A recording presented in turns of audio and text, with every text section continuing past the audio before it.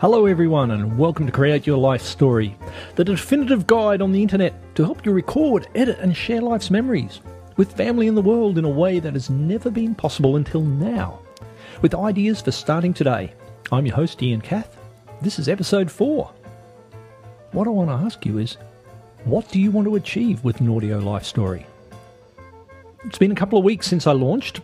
It's a couple of weeks since I put everything out, and a few things are happening. There's a little bit of activity on the site as people discover it. Most of you are probably coming much further into my future, and things have developed quite a bit since I got started. But at the moment where I'm recording this, things are only just getting underway. It's very early days, not a lot happening.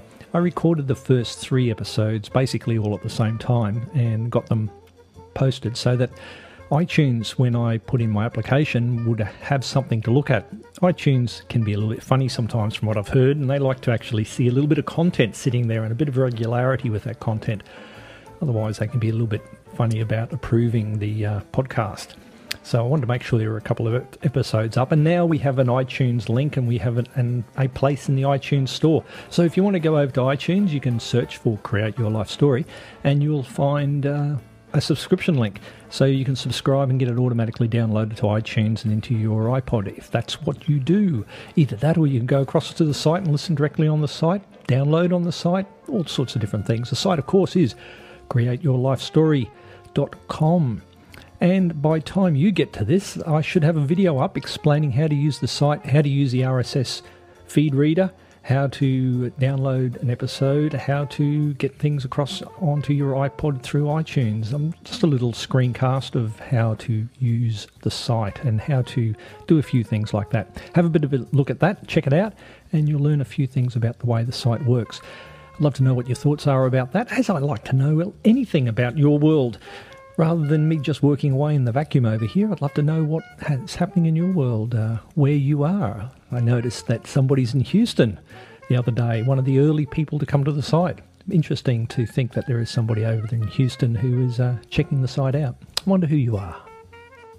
So what I asked, what do you want to achieve out of an audio life story? What's the maximum amount of effort that you want to put in? You can go to a lot of effort, or you can do it just quite superficially, I suppose you'd want to call it. Different ways of doing it and different amounts of effort and different end results that you might want to put in. An audio life story can be as simple as just a recorded conversation and then put onto CDs and handed around. That's one way of doing it. I've got some of those, as I mentioned in a previous episode, from old Jack, who used to live in this unit block with me. Still haven't listened to them, have I? I must get around to that one day. So you've got that basic level where you just record and distribute.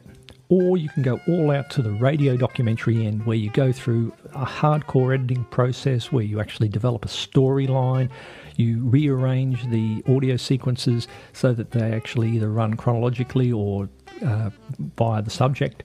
You can add special effects, you can bring in extra bits of information from other people speaking, you can add music, you could just go all out.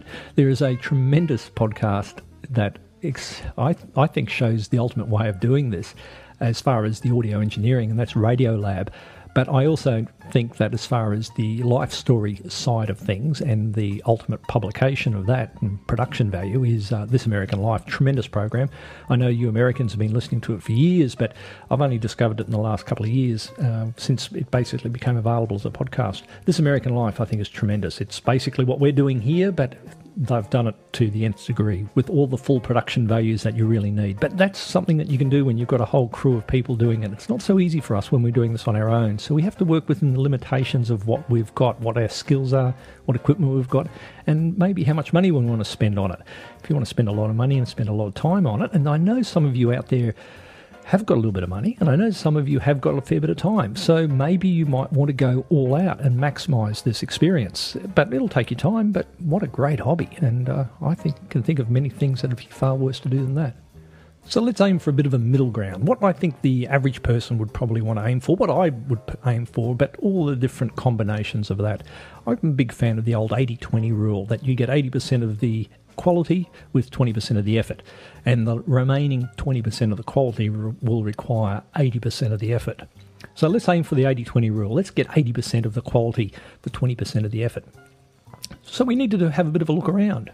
What do you want to achieve is the first thing I asked, but What do you already have, and what would you like to additionally acquire? First of all, what is the end result that you're after?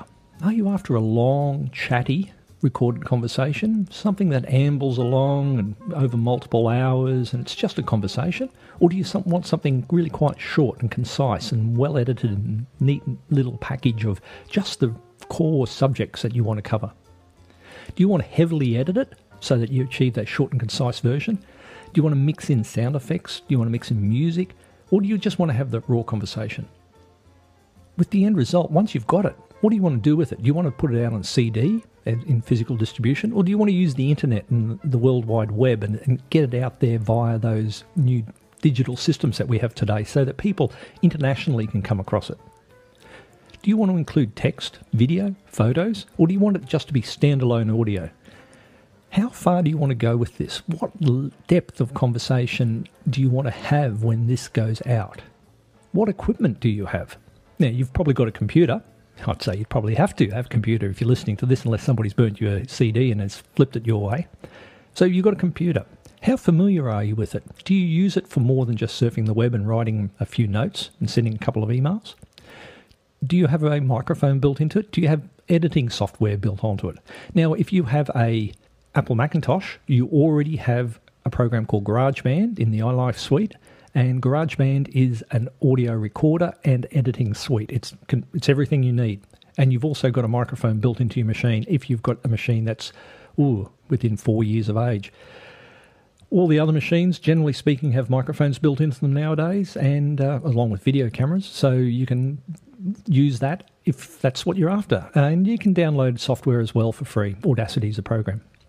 Maybe you've got a separate recorder, a portable recorder of some sort.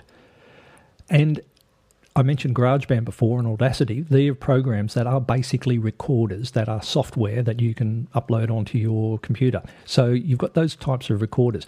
But you might also have other recorders and portable recorders, which are particularly handy if you want to grab a bit of information when you're on the run. And that could be sitting in your mobile phone. If you've got a smartphone, you've definitely got quite a very good audio recorder already. But even if you haven't got a smartphone, you've probably got a pretty good recorder that's well worth looking at, and we need to investigate these in due course. I'm going to make some podcast episodes where we're going to do some comparisons with all the different types of microphones and audio recorders that I can find, and we'll have a bit of a look at the different qualities that we can use. Specifically now, microphones. Now, I've mentioned a couple of times that your computer has got a microphone built into it, and your mobile phone and portable recorder have got microphones built into them. So there are different applications where microphones are already existing.